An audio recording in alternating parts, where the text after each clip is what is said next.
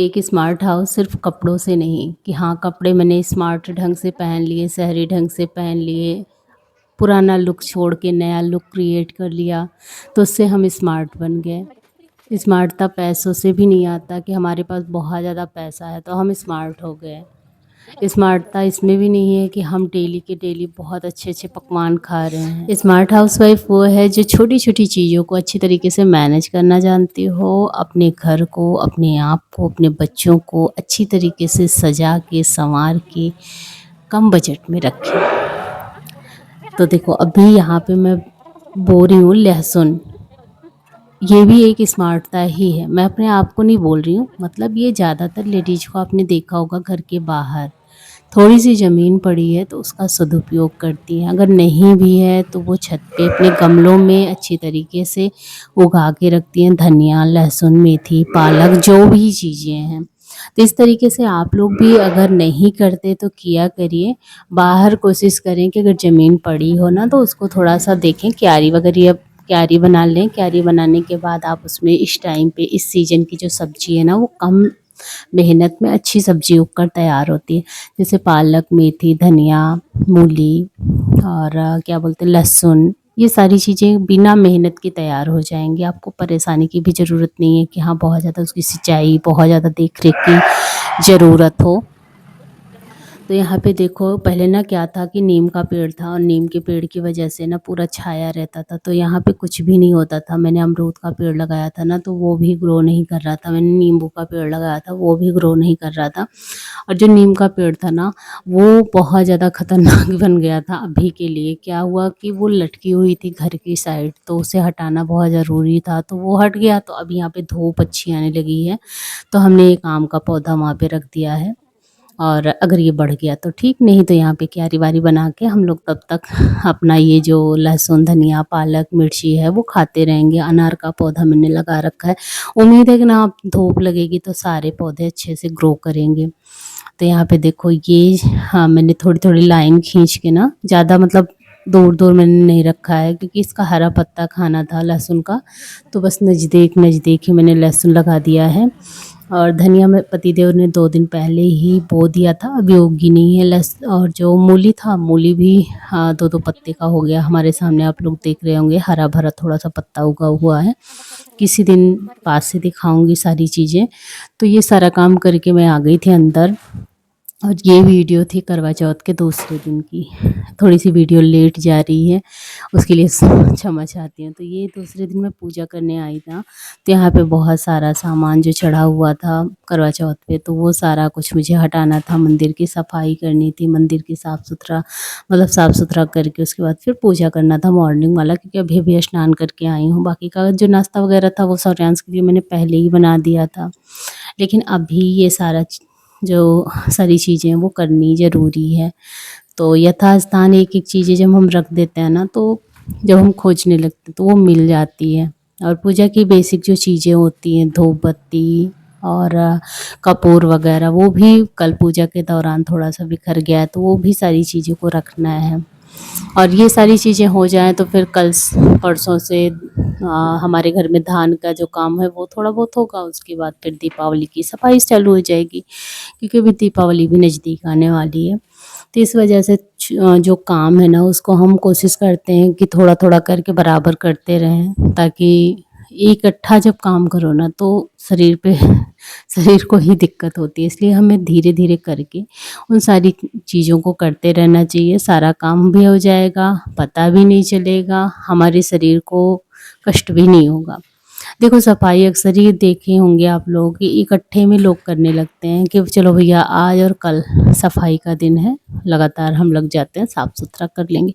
तो ये जो सफाई है वो थोड़ा-सा खतरनाक साबित होती है हमारे शरीर के लिए, क्योंकि उसमें दर्द बढ़ जाता है, फिर हम और काम करने की हालत में नहीं रहते। तो कोशिश करें कि साफ़-सफाई अभी से ही चालू कर दें। वीडियो थोड़ा हो सकता है लेट जाए भाई, लेकिन एडिटिंग मैं करवा चौथ के तीसरे दिन ही कर रही थी। और सफाई अभी से आप लोग चालू कर देंगे ना तो धीरे-धीरे करते रहेंगे तो आपकी सफाई भी हो जाएगी, आपको पता भी नहीं चलेगा, आपको भी अच्छा लगेगा, आपका घर एकदम बढ़िया लगेगा। देखने वालों को भी अच्छा लगेगा। तो चलो अभी हमारी यहाँ की साफ़ सफाई हो चुकी है और एक लोटा पानी मैं लेकर आई थी, उसमें मैंने गंगा जल डाला, फिर उसके बाद भगवान जी को स्नान करवाया। अभी कान्हा जी को स्नान करवाना था, तो यहाँ पे वस्त्र वगैरह मैंने निकाल रही हूँ। और आज ना मुझे अपने कान्हा जी की बहुत सारी ड्रेसेस धोनी है, क्योंकि सबसे पहला काम तो वही कर लें, क्योंकि उनका कपड़ा बहुत बिखर गया है। इस दौरान ना काम घर में ज़्यादा था, तो मैंने कपड़ा वगैरह धुला नहीं था।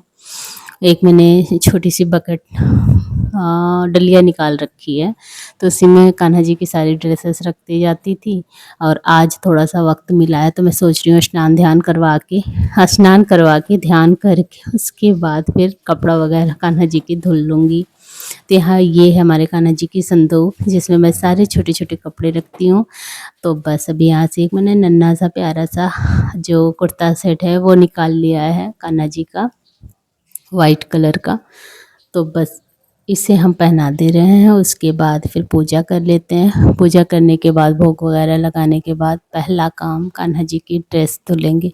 आपके यहाँ करवा चौथ कैसे मनाया जाता है ये मुझे नहीं पता, मैंने वीडियो डाल रखी है इंडियन मार्टिन जो पे मैंने उस तरीके से करवा चौथ मनाई। और जानते हो आप लोग, करवा चौथ के दिन बहुत बड़ी गलती हो गई थी, इससे पहले वाली वीडियो में मैंने डाल रखा है, आप लोग देख लीजिएगा। ऐसी गलती अगर आप भी करते हैं ना तो मत करिएगा, क्योंकि पूजा पाठ जो होता है ना वो मतलब मन की आस्था की बात है। और थोड़ा सा जैसा मैंने किया था करवा चौथ पे, वो चीज़ें नहीं करनी चाहिए थी, क्योंकि वो चीज़ें पूजा के खिलाफ हैं। जब वही करना है तो पूजा करने के कोई फ़ायदा नहीं है। तो मैंने करवा चौथ का जो ब्लॉग है वो डाला है, आप लोग देख लीजिएगा। दिवाली हो, करवा चौथ हो, कोई भी चीज़ हो, इस तरीके की गलती आप लोग कभी मत करना। मैं भी नहीं करती थी, पता नहीं उस दिन थोड़ा-सा क्या हो गया मुझसे।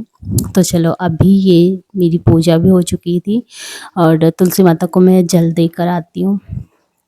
उसके बाद धूप दीप जब जलता है घर में ना तो कितना अच्छा लगता है, पूरा घर जो है ना एकदम बढ़िया वातावरण से भर जाता है।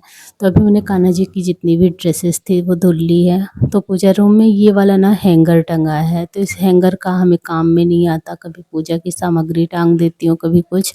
तो आज ना इसे खाली करके, आज क्या, जब भी मैं कपड़ा धुलती हूँ तो बाहर छोटे छोटे कपड़े मैं कहाँ डाल लूँ, तो यहीं पे सारे हैंगर्स में मैं सारे कपड़ों को डाल देती हूँ। तो मुझे मतलब खोजना भी नहीं पड़ता, और सारे कपड़े जब सूख जाते हैं तो फिर सारा तह करके मतलब एक एक करके कान्हा जी की संदूक में डाल देती हूँ।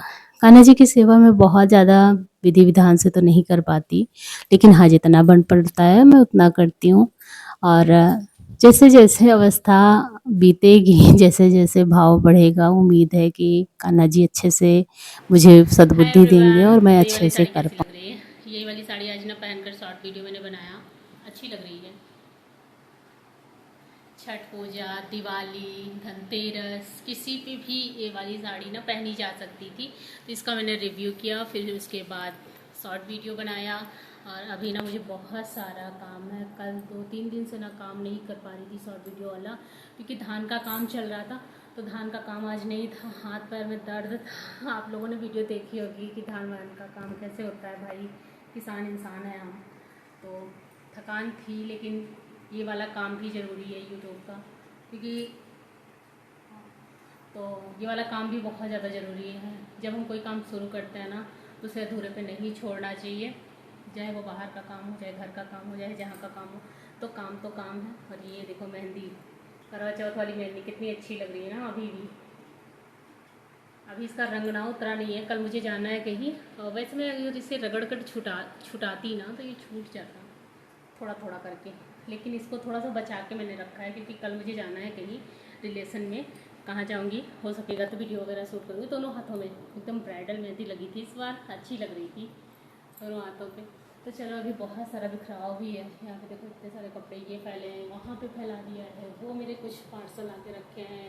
साड़ी मैंने फैलाई है, इसको ना मैं पहनकर सासू अम्मा बनी थी और वो गुल्लक मैंने निकाल रखा है, उसमें से पैसा मुझे निकालना था, ज़रूरत थी क्या, शायद मैं बालों में थोड़ी देर लगा के रखी थी जब घूंघट करना था।